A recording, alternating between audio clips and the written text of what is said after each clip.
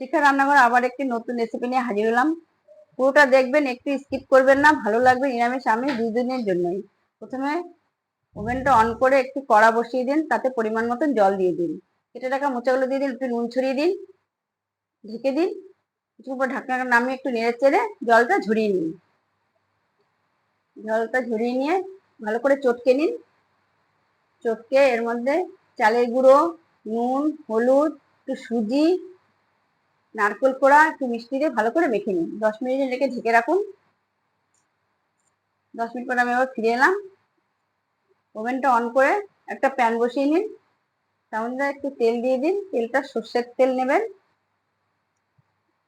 তেলটা ভালো করে গরম হয়ে গেলে মেখে রাখা মোচাগুলো বড়ার সাথে ভেজে নিতে হবে।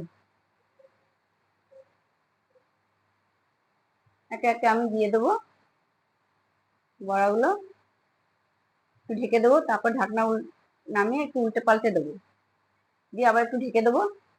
কিছুক্ষণ পরে আবার ঢাকনাটাকে নামিয়ে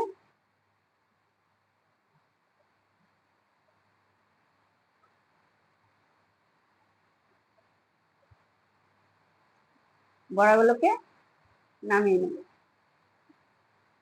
ওই পাত্রে আবার একটু তেল দিয়ে দেবো।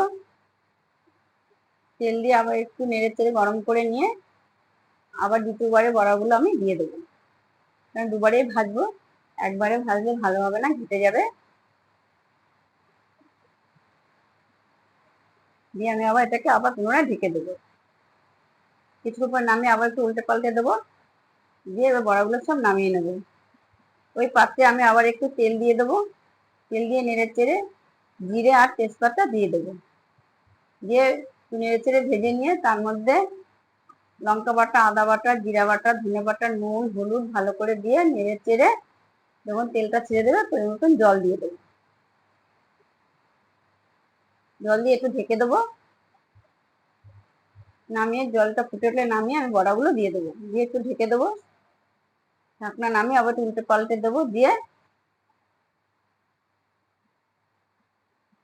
না এটা হয়ে গেল বড়াটা। এবার আমি একটু ঘি গরম মশলা দিয়ে একটু উল্টে পাল্টে দিয়ে নামিয়ে নেব।